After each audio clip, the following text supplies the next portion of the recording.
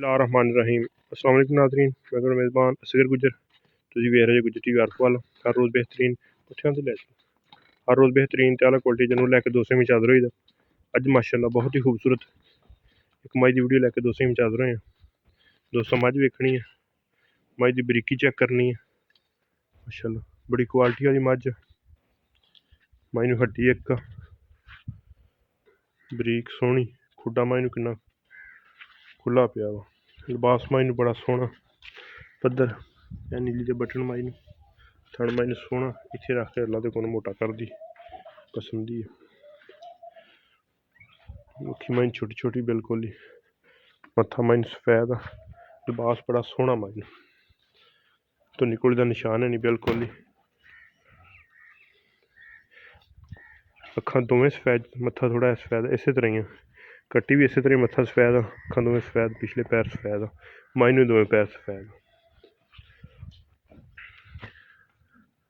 माशाअल्लाह बरीक मझ क्वालिटी है। माशाअल्लाह जन्म गरंटी वाला मझ तीसरा सूआ सूई हुई है, लगदी दूसरी वर्गी है, लेकिन मझ का सूआ तीसरा वा। लेकिन मझ की नस्ल, मझ की क्वालिटी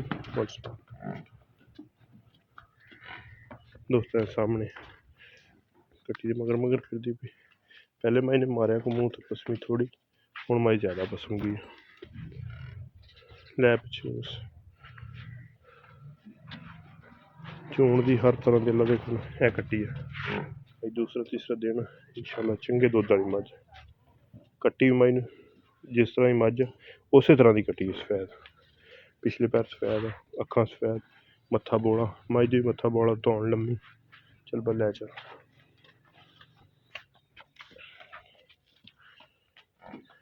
कद वाली मझ छोटी नहीं कि वड्डे कद च दुध अल्लाह दे कोल 15-18 किलो मझ नहीं छड़दी। बरीकी वाली मझ, चोण मझ सोहना, हर तरह तसलियां गारंटियां। रेट मझ का बिल्कुल ही जायज़ है ते मकूल। अगर किसी भरा दे समझ अंदर आए, दिल लगे, 3,65,000 रेट फाइनल मझ का मुल 3,50,000 रुपया।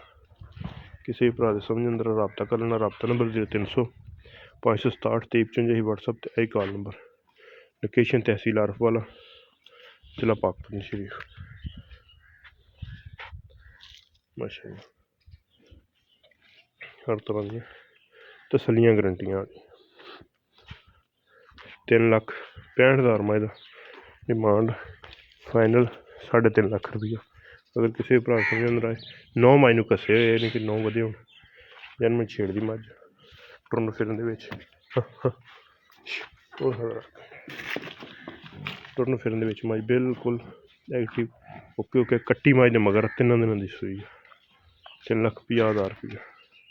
अगर किसी भी भरा दे समझ अंदर रबता कर लेना। रबता नंबर 0300 567 2355 यही व्हाट्सएप ते आई कॉल नंबर।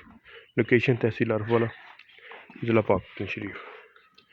एक अगली नवी बेहतरीन वीडियो फिर हाजिर होंगे। उस टाइम तक अपनी मेज़बान असगर गुजर इजाज़त। मिलने एक अगली नवी बेहतरीन वीडियो। अल्लाह ने